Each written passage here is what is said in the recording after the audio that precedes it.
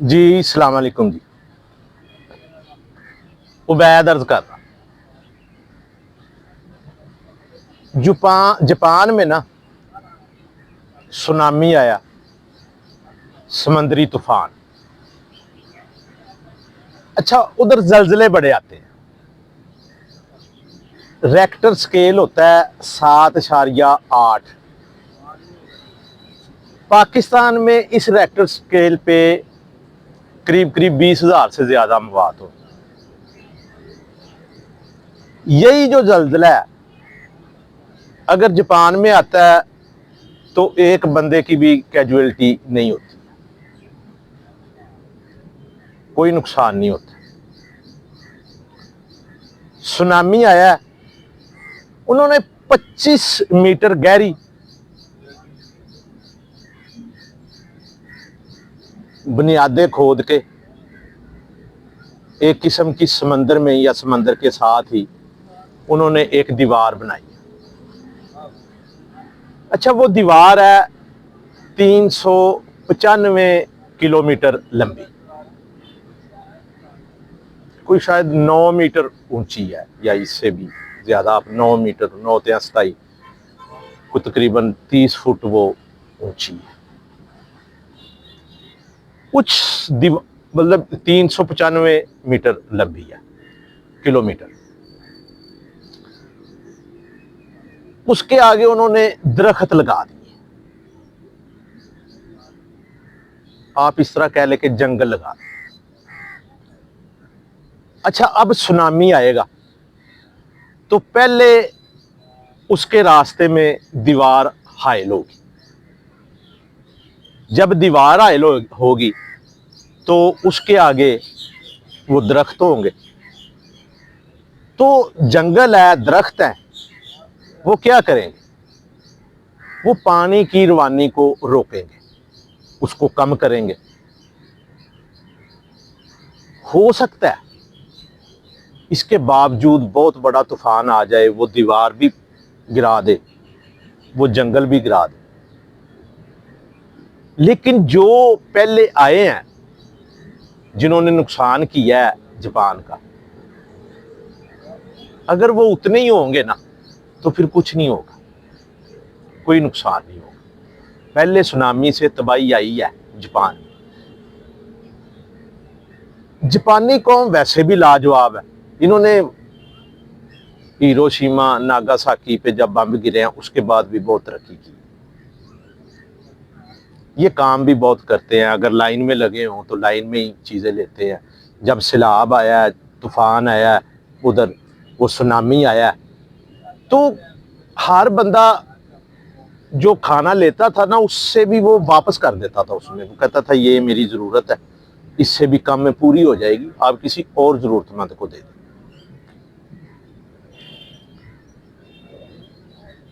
नुकसान हुआ है, जंगों में भी उनका हुआ है, वो भी उन्होंने रिकवरी की है। सुनामी आई है, उसमें भी रिकवरी की है उन्होंने। ये जो जलजले हैं, सरजमीन है वो जलजलों की,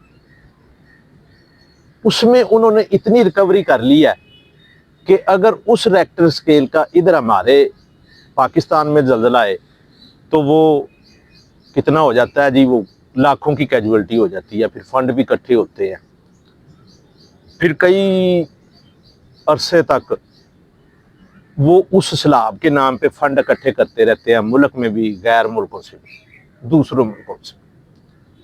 गैरत नहीं है, गैरत में बंदे को मर जाना चाहिए। मतलब भीख मांगने से ना बंदा मारी जाए तो बेहतर है। जिंदा रहने का क्या मतलब फायदा है? अब मांग मांग के जिंदा रहेंगे तो मरना तो है ही है ना। मांग मांग के खा के जो मरना है तो वैसे ही मर जाए, मरना ही है, हर एक ने मारी जाना है।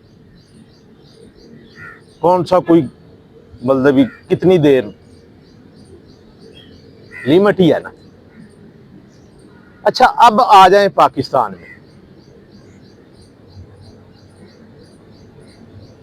एक और मिसाल भी जापानी कौम की देंगे, वो जरा ठहर के अगली दफा देंगे। फिलहाल ये रिकवर कर लें कि उन्होंने दीवार बना दी या जंगल बना दिया, सुनामी को रोक लिया, जल्जलों को रोक लिया, वही चीज़ें इधर आए तो फिर ये बंदे मर।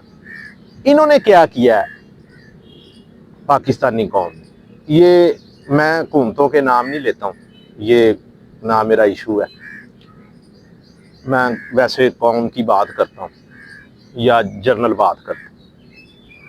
पिछले 12-13 साल में ना कोई 18% जंगलात केपी में कम हो गए। पता नहीं वो दरख्त कहते हैं जी लगाए थे वो कितने, 1 करोड़ लगाए थे कि 100 अरब लगाए थे, वो पता नहीं, वो बह गए हैं वो सलाब में। अच्छा, जब आप जंगलात भी काट लेंगे, डैम भी आप नहीं बनाएंगे, और दरियाओं के पानी के रास्तों पर जिस तरह सांप जो है ना 100 साल बाद भी वो जगह नहीं भूलता है जहां पे उसने अंडे दिए। सांप अंडे देता है ना तो वो आ जाता है उधर, उसको रास्ते का पता होता है। इसी तरह जो दरिया है ना जहां पे ये पत्थर पड़े हों, ये 200 साल लगा लें, 100 साल लगा लें, 50 साल लगा लें, ये इधर रास्ते जो है ये अपने बना लेता है, ढूंढ लेता है। दरिया ये भूलता नहीं है। अब आप जंगलात काट लेंगे, डैम आप बनाएंगे नहीं, डैम आप नहीं बनाएंगे, क्योंकि उधर से भी कौमी नुकसान होता है, कभी किसी का होता है, कभी किसी का होता है, जाती होता है या किसका होता है, बहरहाल नुकसान हो जाता है। डैम बनाए ना तो इनका नुकसान हो जाता है, सियासतदानों का हो जाता है।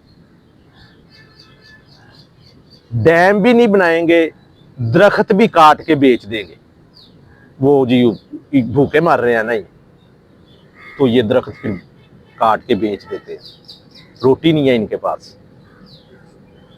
अच्छा, फिर एक और काम कर, जो रास्ते हैं ना दरियाओं के, आप उस पर घर बना ले, होटल बना ले, कमाई करते।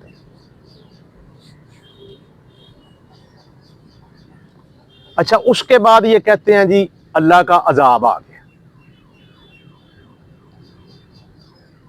मैं ये बार बार एक दोहराता हूं एक बात को कि अल्लाह ताला अजाब नहीं भेजता कि उधर से वो अजाब भेजे। आप उनकी, अल्लाह ताला की नेमतों को, रहमतों को मुसीबतों में, अजाब में खुद बदलते हो बड़ी मेहनत से। अगर आप डैम भी ना बनाते, आप कुछ भी ना करते, आप दरख्त भी ना काटते, डैम भी ना बनाते और दरिया के रास्तों पर घर भी ना बनाते, आपका कोई नुकसान नहीं होना, आपका फायदा ना होता। यानी कि जो ये आप डैम बनाने से आपका फायदा होता है ना, वो ना होता तो कुछ भी नहीं होना था। आप फितरत को एज इट इज भी नहीं रहने देते हैं। जंगलात उगरे हैं ना, आपने कौन सा लगाए हैं? ये जो उधर से लकड़ी आती है, ये ट्रकों के ट्रक, ये इन्होंने लगाई तो नहीं है ना, बीजी तो नहीं है इन्होंने। जिस तरह हम गंदम बीजते हैं या चावल बीजते हैं हम इधर पंजाब में, तो इस तरह तो नहीं किया। और जब लगाते नहीं हो तो काटते क्यों हो? और जब जंगलात आपने लगाए नहीं है तो आप इनको खत्म क्यों कर रहे हो? रास्ते में घर क्यों बनाते हो?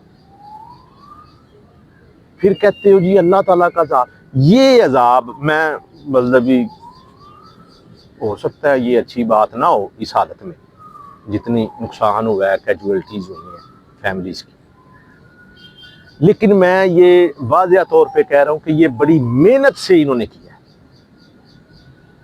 मेहनत ही है ना, वो दरिया के रास्ते में बिल्डिंगें बनाना, बुनियादें खोदना, होटल बनाना, मेहनत की है। वो दरख्त काटे हैं, पहाड़ों से लाए हैं, मेहनत की है।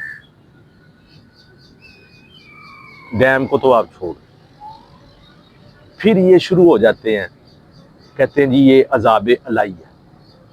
अल्लाह ताला ने ये पानी आपको भेजा है, ये नेमत है, ये रहमत है, इसके बगैर जिंदगी है ही नहीं है।